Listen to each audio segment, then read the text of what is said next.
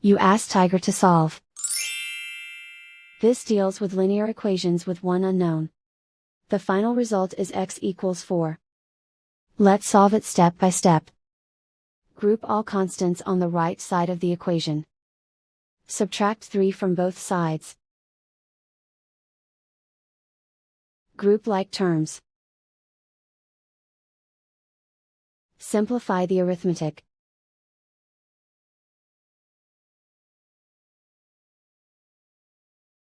Convert the x into a positive number. Multiply both sides by -1.